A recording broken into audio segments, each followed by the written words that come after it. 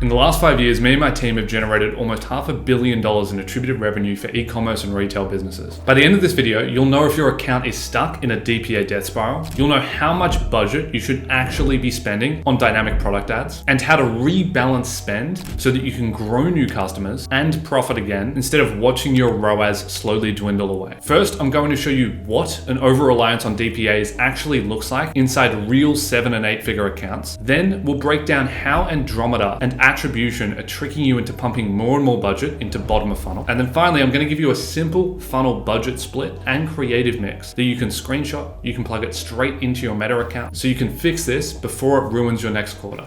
So I've seen over 10 accounts like this over the course of the last few weeks when doing audits for 8 to 9 figure CPG, fashion brands, furniture and home living as well. This is super common, which is that everyone is prioritizing putting all of their spend into DPAs. And the reason for this is that this is where all the return on ad spend is. Okay, this is where the ROAS is, and so naturally in-house media buyers or agencies are going and upping spend. The issue here is that the DPA is not causing top of funnel interest in the business and is instead taking credit for bottom of funnel conversions right before it actually occurs. So let me run you through what this actually looks like. Traditionally, before Andromeda, you had top of funnel, middle of funnel, and bottom of funnel campaigns. And the way that people used to set these up is that you would structure them by having separate campaigns. And so this would be its own TOF campaign, to its own middle of funnel, and its own bottom of funnel. Now, we haven't been structuring accounts like this for a very long time, but Andromeda has now forced people to not structure in this way. And the reason for that is Andromeda now fixes the need for segmentation because it's a better retrieval system at being able to identify where ads should be placed within the funnel. So when you go and put a bunch of ads in the account, one of the things that Andromeda is trying to figure out when it starts serving that ad is, does this ad perform the best if it's serving to new audiences? Does it perform the best when it's serving to warm audiences? Or does it perform the best when it's serving to very bottom of funnel audiences, people that are just about to buy, or maybe existing customers that we're retargeting? Once it figures that out, it goes and pumps all of the placements and spend into that position in the funnel. The issue here, particularly with dynamic product ads, is that dynamic product ads will always be prioritized down at the bottom of the funnel. And this logically makes sense. It's intuitive, right? Which is that when you have a DPA is really just the product image, the price, and then a call to action.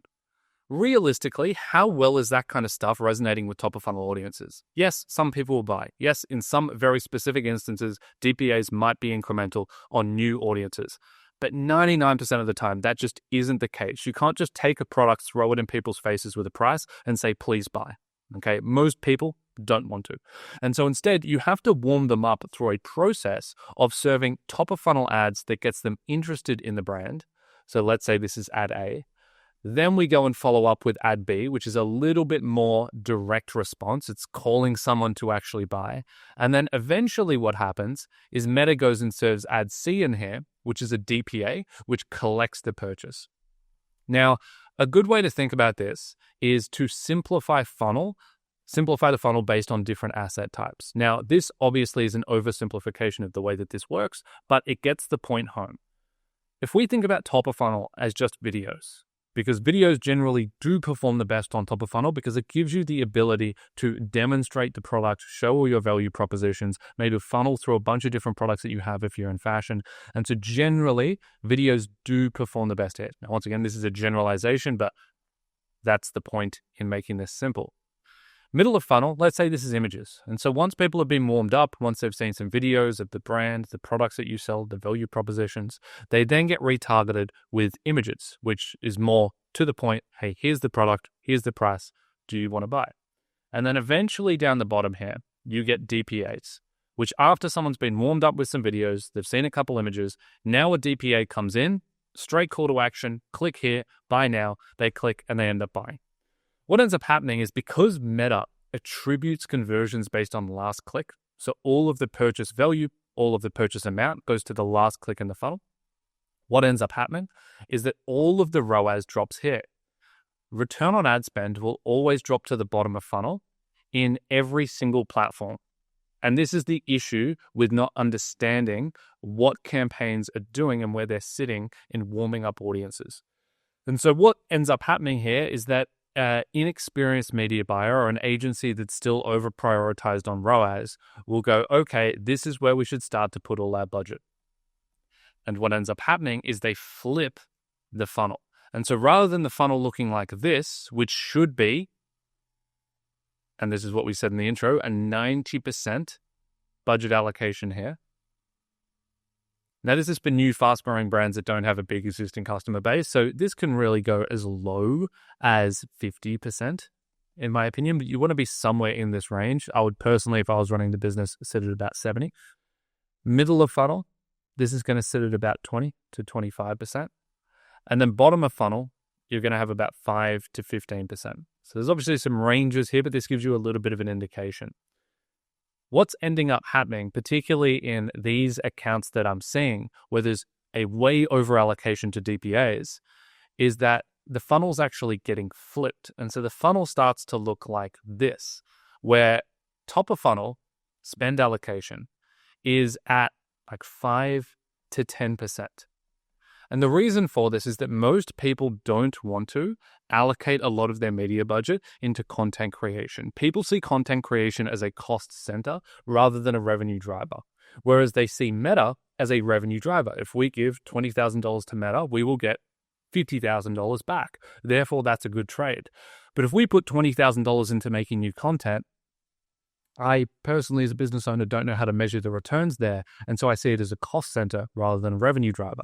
Obviously, that is a lack of skill around being able to measure ROI on content, which obviously we have a ton of videos on in itself.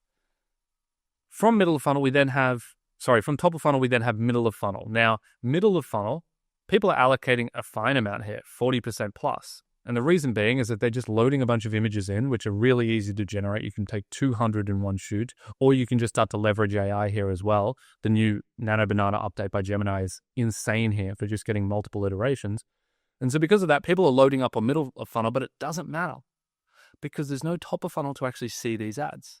And then all the way down the bottom here, bottom of funnel, particularly in this ad account example over here, which is a fake generated image, but we have multiple references for where this has been the case. Bottom of funnel, this is getting like 50% plus of budget. I've seen ad accounts where it's spending 80, 90% of total budget.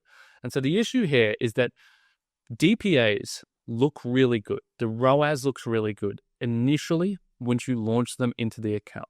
And the reason being is that the efficiency or the ROAS on a DPA campaign is completely a product of how much spend is going into top of funnel. If you are putting tons of spend into top of funnel ads and top of funnel ad creation, your DPAs are going to be at a 10, 15, 20 return on ad spend because you have all of this traffic up here that's then getting pushed through to effectively the salesperson who's the DPA that then just takes all the credit right at the end. But if you don't have a bunch of spend going into top of funnel, what you will see is your DPAs have a really poor return on ad spend. And so a really nice way to be able to tell, are we spending enough on top of funnel right now? Is our account structured properly?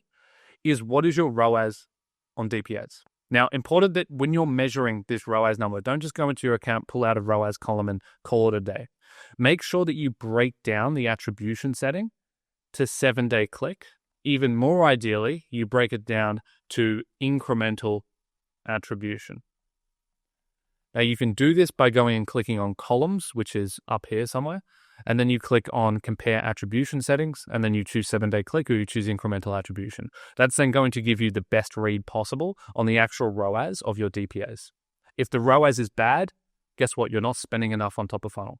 If the ROAS is good, amazing, it's probably at a good position. Don't go and scale it. That's where people make a mistake. They say, oh, it's got a great ROAS, let's spend more here.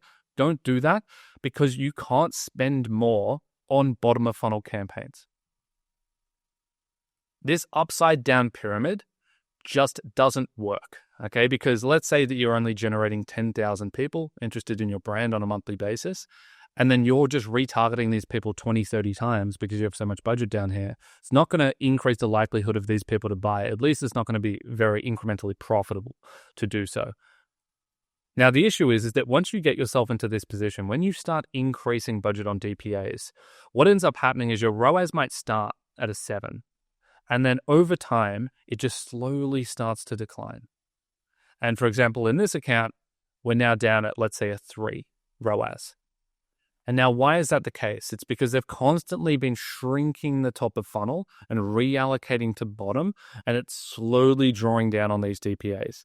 The issue is once you get yourself in this position, it's a very tough position to get out of because you now have to go and start reallocating all of your budget back up to the top of funnel so you can widen the funnel again and get a bunch of people in here. But the reality is that if right now you're only reaching like 40,000 new people per month and getting them interested in the business, going and increasing that back to where it used to be, at let's say 800,000 people, this takes a lot of time. This takes a lot of spend. This takes a lot of new ad creation. And so you want to be unbelievably careful in scaling up DPAs and accidentally scaling up bottom of funnel campaigns. Because as I said, I have seen this ruin accounts. I've seen 5 to 6 accounts in the last 30 days where they're not profitable on acquisition, and it's primarily a product of them going and over allocating to DPAs, thinking that it's a good idea because that's where all the ROAS is. We're very, very focused on ROAS. And then they just slowly watch their P&L metrics decline. They slowly become unprofitable on acquisition. Their LTGP to CAC on first purchase slowly goes sub 1. And then they look at the account and they go, I don't understand. Why is the account suddenly dying over time? We've just been allocating spend to the best performing ads. That's the basis of a good feedback loop. But the feedback loop is flawed because they're putting more spend into ads that aren't actually driving top of funnel awareness. They're just claiming credit for purchases right before the person actually hits checkout. So be very, very careful. Don't do this in your ad account. If you have done this, then know that it's going to take a while to build back to obviously open the funnel back up. And if you've gotten yourself in this position, reach out. We can do a free audit and hopefully we can help.